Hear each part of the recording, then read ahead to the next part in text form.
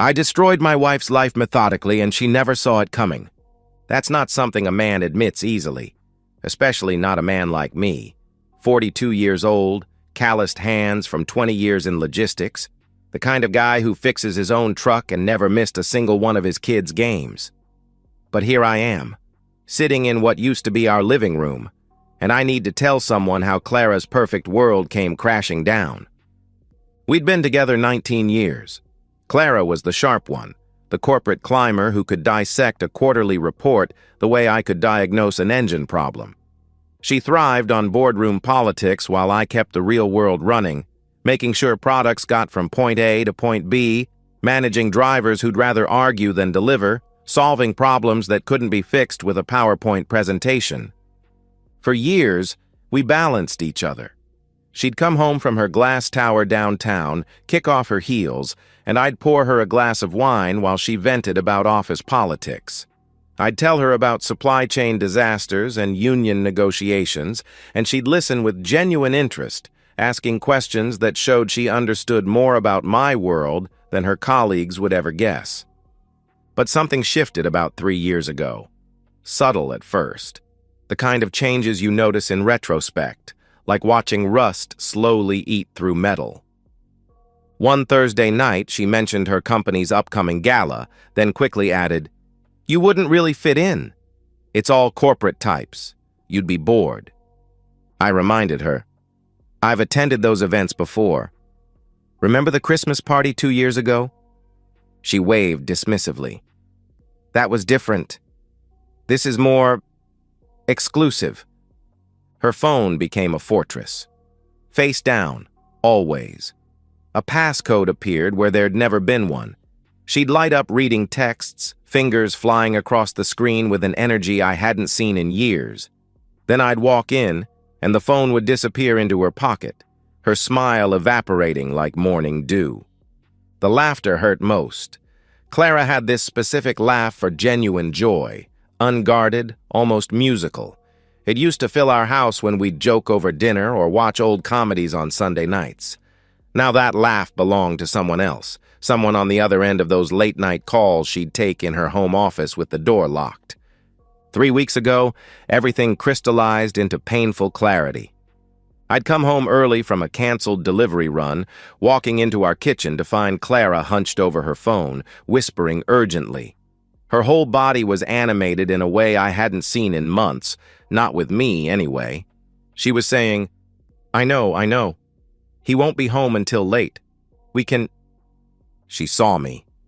The blood drained from her face so fast I thought she might faint.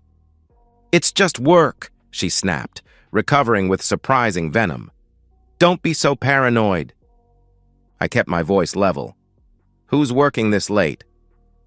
"My boss needs the Singapore reports by morning. You know how demanding he is." But her eyes wouldn't meet mine. They darted to the phone, to the door, anywhere but my face. Her voice carried a sharp edge of guilt, dressed up as anger, the sound of someone caught. That night, I lay beside her in our king-sized bed, listening to her measured breathing, wondering if she was really asleep or just pretending. My mind churned through every late meeting, every weekend conference, every night she'd been too tired to talk, too stressed to connect. I could have confronted her then, could have demanded answers, started the inevitable fight that would end with either truth or more elaborate lies. But I knew Clara. She was brilliant at corporate warfare, at spinning narratives, at making others doubt their own perceptions. If I was going to do this, I needed ammunition she couldn't deflect. That's when I decided to hire someone who could give me answers Clara never would. The private investigator's office sat above a dry cleaner in a strip mall, exactly the kind of place Clara would never notice. Brandon Keller was a former cop, 15 years on the force before going private. He had the tired eyes of someone who'd seen too many marriages implode. "I need the truth," I told him, sliding Clara's photo across his cluttered desk. "Whatever it is." He studied the photo, then me. "The truth usually hurts. You prepared for that?" I thought about Clara's guilty eyes in our kitchen. The lies hurt worse. Fair enough. It'll be $3,000 for comprehensive surveillance. 2 weeks minimum. Brandon was worth every dollar I'd scraped together from my separate account. Money saved from overtime shifts Clara didn't know about. His first report came within a week, professional and devastating. Tuesday, 4:47 p.m. Subject exited office building with Asian male, approximately 35 to 40 years old. Subjects entered parking garage together. Subject's vehicle remained in garage for 47 minutes. Male's vehicle was parked adjacent. The clinical language somehow made it worse. By the third week, Brandon had established a pattern that turned my suspicions into cold facts. Clara's client dinners were intimate affairs at restaurants I'd never heard of, the kind with dim lighting and wine lists longer than my truck's maintenance manual. Her late meetings corresponded with check-ins at the Marriott downtown. Those weekend conferences she attended, half of them never existed according to her company's actual event schedule that Brandon had somehow obtained. The man had a name, Brian Thompson, business development, her company's rising star. 38, divorced 2 years ago, drove a Tesla, had the kind of easy smile and manicured hands that belonged in Clara's polished world. Each evening, I'd come home to find Clara in our kitchen, preparing dinner or reviewing reports at the breakfast bar. She'd kiss my cheek, ask about my day, complain about her demanding boss and impossible deadlines. All while I knew she'd spent her lunch hour at Brian's apartment. One night, she studied me over her laptop. "You seem different lately. More quiet. Just tired. Peterson's been riding us hard about delivery times." She reached over, touched my hand. "You should take some time off. Maybe we could do a long weekend somewhere?" The irony was suffocating. I knew from Brandon's reports that she had her own weekend planned, with Brian at a bed and breakfast in wine country. "That sounds nice," I managed. "When were you thinking?" "Oh, not for a few weeks. I have that Chicago conference coming up, remember?" I nodded. "Right. The Strategic Planning Summit." Except Brandon had already confirmed no such summit existed. The worst revelation came when Brandon showed me photos from our anniversary weekend last year. I'd understood when Clara said she had to work late both nights. Her company was in merger talks, except she wasn't at the office. The timestamp showed her and Brian checking into the Rosewood Hotel 2 hours away at 7:23 p.m. on Friday, her wearing the red dress I'd bought her for Christmas. During this systematic destruction of my trust, I quietly built my case. The divorce attorney I consulted, Janet Morrison, was a shark in a pantsuit who'd handled my foreman's divorce 2 years prior. "With this evidence, you're in excellent position," Janet said, reviewing Brandon's reports. "The prenup you signed actually works in your favor here. Infidelity voids her claim to your pension and the house you inherited from your father. What about custody? Document everything. Keep a journal. The more evidence of deception and financial misconduct, the stronger your position." I documented everything. Bank statements showing charges at restaurants during her supposed late meetings at the office, credit card bills for hotels during her supposed business trips, even a receipt for lingerie from La Perla, $200 for something I'd never seen. The hardest part was helping Clara maintain her deception.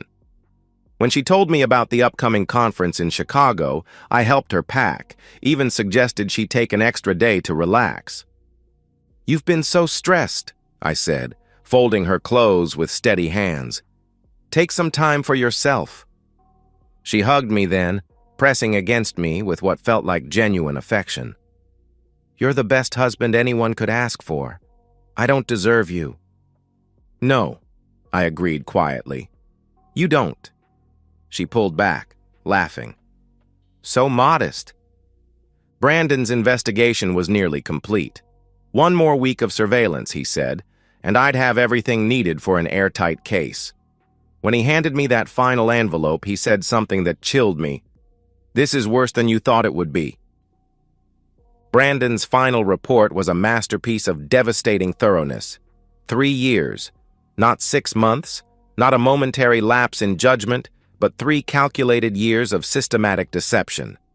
The envelope contained everything: photographs, credit card records, hotel reservations, even text message logs that Brandon had obtained through legal channels I didn't want to know about. Brian Thompson had been part of Clara's life since the Denver conference 3 years ago, the one where she'd called me excitedly about a promotion opportunity that never materialized. They'd been together on every major business trip since, including the London conference where Clara claimed she had food poisoning and couldn't talk for 2 days. The photos showed them holding hands along the Thames, very much not poisoned. I spent a week planning my response. Janet Morrison and I mapped out every move, every contingency, every possible counterattack Clara might mount. "The key is simultaneous impact," Janet explained, leaning forward across her mahogany desk. "Personal and professional consequences delivered at once, leaving no room for damage control." "How do we ensure she can't spin this?" "Documentation beats rhetoric every time. We'll make sure the evidence speaks louder than any excuse she could craft." The divorce papers were works of art, clear, comprehensive, and utterly damning. Every piece of evidence was attached as an exhibit. The forensic accountant Janet recommended had found more than just personal expenses hidden in business charges. Clara had been using our joint credit card for her affair, technically making me a financial participant in my own betrayal. I chose the timing carefully. Clara's department had their weekly strategy meeting every Wednesday at 2:30 p.m. The whole team would be there, including Brian, in their glass-walled conference room that everyone called the fishbowl. Maximum visibility, minimum privacy. The courier service assured me their processor was experienced in handling sensitive deliveries. "He's done this before," the dispatcher said. "Professional, discreet, but ensures proper receipt. Nobody can claim they didn't receive the documents." "Perfect. And the other deliveries?" "All synchronized for 2:45 p.m. as requested." Meanwhile, I prepared the other pieces. Her HR department would receive their copy simultaneously. An anonymous tip about inappropriate relationships and expense fraud, complete with documentation. Brian would get his package at the same time, though his would include something extra. Screenshots of Clara's texts to her girlfriend about how Brian was fun but not marriage material, and how she'd never leave Ethan for him. At home, I was the perfect husband. I fixed the leaky faucet Clara had been complaining about, made her favorite dinner on Tuesday night, even suggested we watch that British mystery series she loved. She curled against me on the couch, sighing contentedly. "You're being so sweet." "What's gotten into you?" "Just realized I haven't been appreciating you enough." She kissed my cheek. "Well, I like this version of you. Maybe we should fight more often if this is the makeup phase." "We haven't been fighting." "No, but we've been distant." "I'm glad we're reconnecting." I even helped with her presentation for Wednesday's meeting, reviewing her slides, suggesting improvements. She'd be at her best when the world came crashing down, confident, polished, completely unprepared. The children were my biggest concern. Sarah, 14, and Mike, 16, deserved better than to be blindsided. Without revealing specifics, I had careful conversations about how sometimes families change, how both parents would always love them regardless of what happened between adults. Mike confronted me directly Tuesday night, because he'd inherited my inability to dance around difficult topics. "Are you and Mom okay?" "We're working through some things." That's what Jeremy's dad said before his parents divorced. I set down my wrench. We'd been working on his car. "Whatever happens, you and Sarah are our priority. That won't change." "But something's happening." "Something's changing, yes. But you don't need to worry about it tonight." Wednesday morning arrived crisp and clear. Clara dressed in her power suit, charcoal gray with the pearl necklace I'd given her for our 10th anniversary. She reviewed her presentation one more time over breakfast, practicing her key points while I nodded and offered encouragement. "The quarterly projections are solid," I said. "You'll nail this." She beamed. "You really think so?" I think you'll get exactly what you deserve. She laughed. Such an odd way to phrase it, but I'll take the confidence boost. She kissed my cheek before leaving. Wish me luck. Good luck, Clara. I took the day off work, telling my supervisor I had a family emergency brewing. Not a lie, really. I sat in my truck in a parking lot across from Clara's office building, watching the clock creep toward 2:30. At 2 o'clock, I sent a single text to Clara. I know about Brian. It's over. Then I turned off my phone and waited. At 2:35, I saw movement in the fishbowl conference room, tiny figures visible even from my distance. Someone had stood up abruptly. Others were gathering around. The meeting was definitely disrupted. When that courier walked into her office building, Clara had no idea her world was about to explode in front of everyone who mattered to her career. The courier entered the fishbowl at 2:47 p.m. I watched from my truck as the tiny figures in the conference room shifted, heads turning toward the interruption. Even from across the street, I could identify Clara by her posture, that straight-backed confidence that was about to shatter. My phone, turned back on at 3 p.m., exploded with missed calls and texts. 23 calls from Clara, 4 from Brian, 1 from a number I didn't recognize, probably Clara's office phone. Her first voicemail, left at 2:52 p.m., was barely controlled panic. Ethan, what is this? Call me back immediately.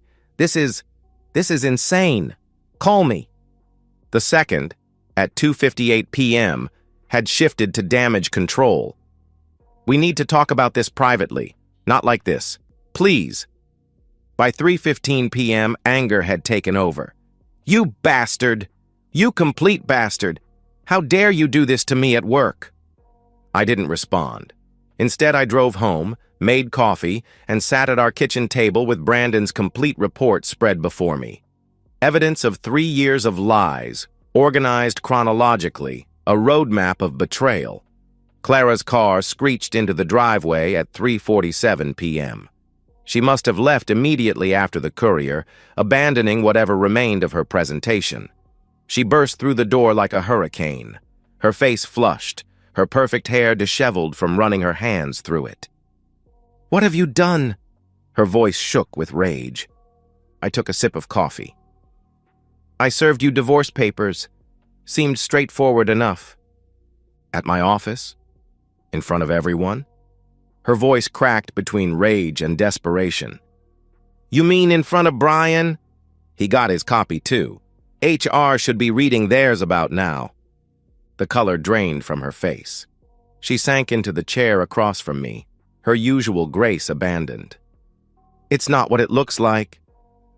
I slid a photo across the table, her and Brian at dinner last Tuesday when she'd claimed to be at a client meeting. Then explain what it is. She glanced at it, then pushed it back. That was a business dinner. Another photo, them entering the Marriott together. Business? We were reviewing proposals. The anniversary photos from the Rosewood Hotel. Her in the red dress I'd bought her, Brian's arm around her waist. What proposal was this? She stared at the photos, her mouth opening and closing like a landed fish. The great negotiator, speechless. Finally, she whispered, It didn't mean anything. It was just, I was lonely. You were always working, always tired. I was working overtime to pay for the life you wanted, while you were spending our money on hotel rooms with him. I showed her the credit card statements, each charge highlighted. Our joint card, Clara. You made me pay for your affair. I'll pay it back. With what? You think you'll keep that job after HR finishes investigating expense fraud? That's when the tears started. Clara, who hadn't cried when her father died, who prided herself on professional composure, broke down completely. Through her sobs, she pleaded, Please, think about the kids, our family. We can get counseling. I'll end it with Brian. I'll quit my job if that's what you want. You planned a vacation with him next month. On our anniversary weekend. Again. She flinched like I'd slapped her. 3 years, Clara. You chose him over us for 3 years. Every lie, every late meeting, every weekend conference that didn't exist, you chose him. She stood up, suddenly defensive. I chose you. I stayed with you. I never planned to leave. Because I provided stability while he provided excitement. I was your safety net while he was your adventure. Well, congratulations. Now you get to see how exciting life is without the net. She moved toward the living room, then spun back, anger replacing desperation. You think you're so clever? You think you've won? I'll fight this. I'll claim you were abusive, controlling. Go ahead.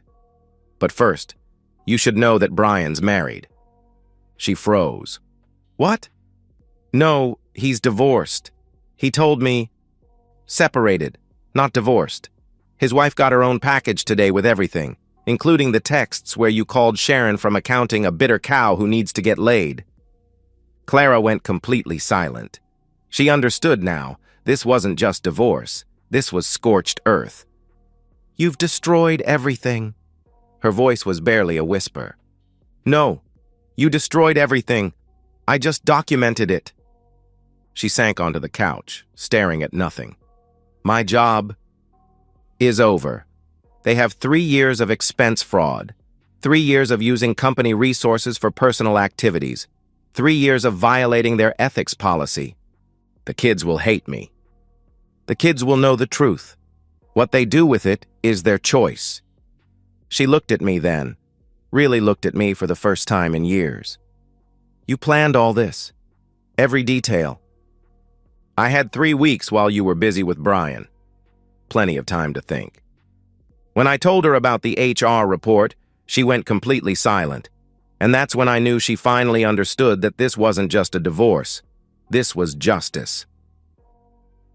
The call from Clara's company came Thursday morning at 9:17 a.m. She was in the shower, probably trying to wash away yesterday's catastrophe. I answered her phone. This is Martin from HR. Ms. Patterson needs to report to Human Resources immediately upon arrival. I'll let her know, I said, already knowing how that meeting would end. Clara emerged from the bedroom in her best suit, full armor for corporate combat. Don't wait up. I'll be dealing with this mess you created all day. I shrugged. It's your mess, Clara. I just exposed it. By noon, she was home, carrying a banker's box of personal items. 15 years with the company ended in a morning. Her face was a mask of shock. She set the box down heavily. They had everything, every receipt, every hotel charge on the corporate card, every sick day that matched Brian's travel schedule. They knew about London, Denver, even the client dinner I expensed when I was actually... She stopped herself. With Brian. Yes, they knew. She collapsed onto the couch.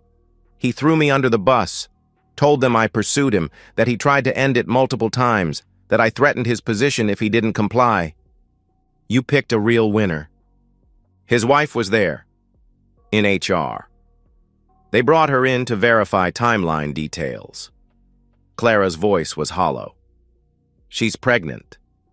6 months. The next days brought systematic destruction. Clara's company not only fired her, but marked her file for gross misconduct, the kind of scarlet letter that follows you in corporate circles. Her carefully cultivated network evaporated overnight. LinkedIn connections disappeared. Recruiters who'd courted her for years wouldn't return calls. Brian kept his job, barely. Transferred to the Seattle office, demoted to senior analyst. His wife, armed with the evidence I'd provided, filed for divorce immediately. He blocked Clara's number, pretended she'd never existed. The man she'd risked everything for became a ghost. Our kids found out despite our attempts at damage control. Mike overheard Clara crying on the phone to her sister, piecing together enough to confront her directly at dinner Sunday night. Were you cheating on Dad? Clara's silence was answer enough. Sarah's voice was small. For how long? Clara started. It's complicated. 3 years. The trips, the late meetings, the conferences. Most of them were lies. Mike stood up from the table, his chair scraping against the floor. All those times you missed my games for work? Clara reached for him. Mike, please. He pulled away. I hate you.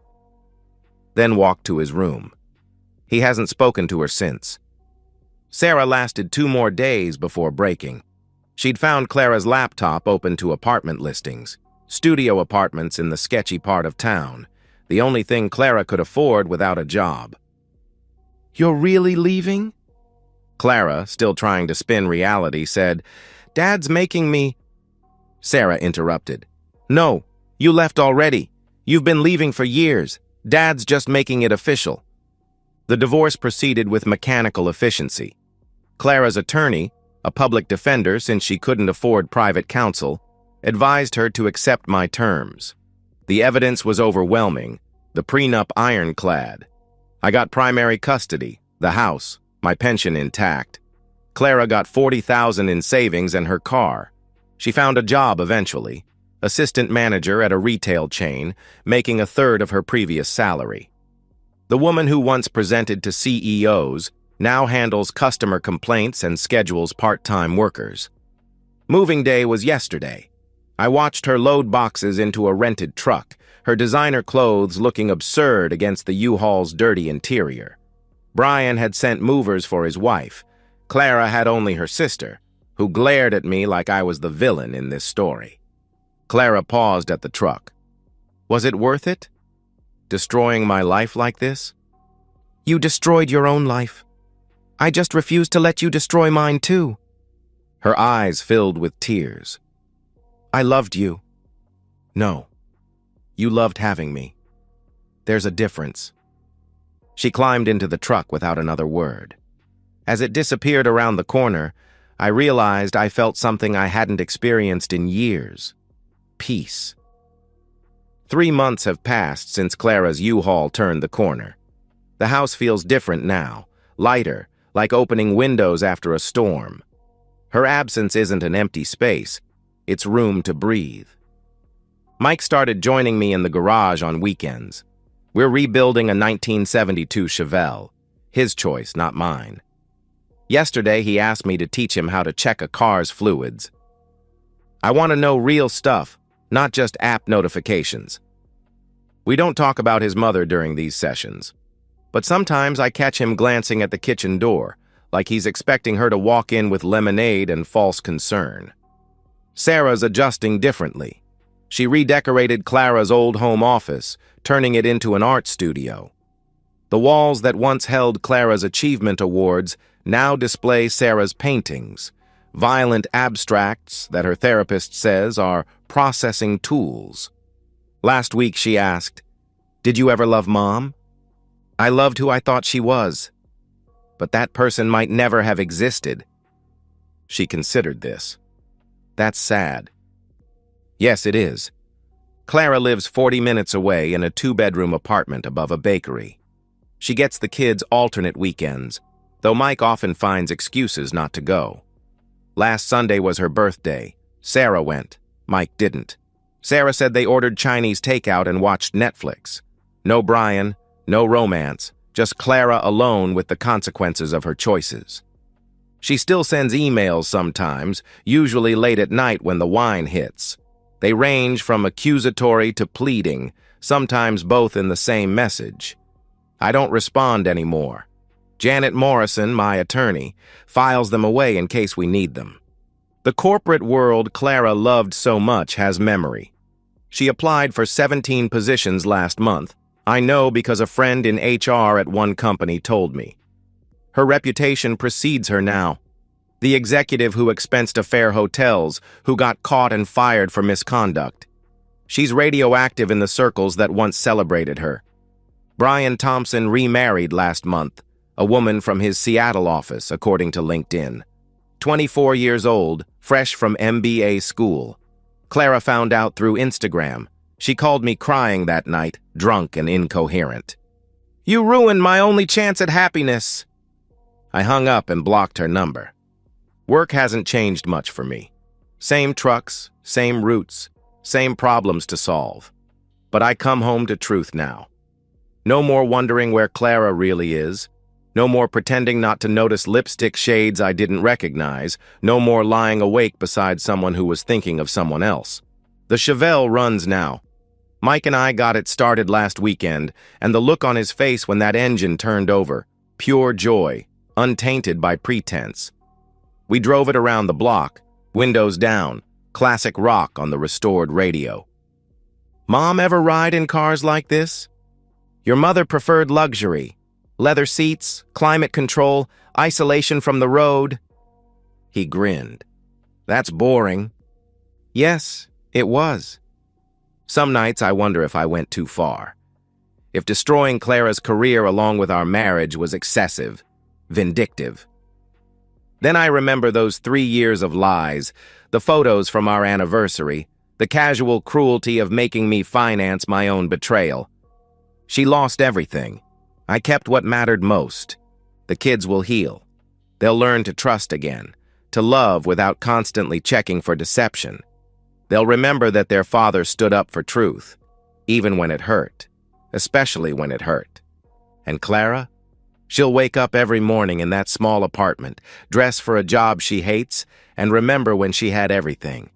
She'll know that she traded it all for 3 years of hotel rooms and whispered promises from a man who discarded her the moment she became inconvenient. That's not revenge. That's justice. And justice, I've learned, sleeps better than revenge ever could. And so, we've reached the end of today's story. Was it what you expected, or did it take a twist you didn't see coming? I'm curious to hear your thoughts. Share them in the comments below, and let's get a conversation going. If this story kept you hooked, make sure to hit that like button. And if you're new here or just haven't subscribed yet, now's the perfect time to join our community. I bring you fresh, captivating stories every day, so click that subscribe button and turn on notifications so you never miss out. Thanks for watching, and I'll see you in the next one.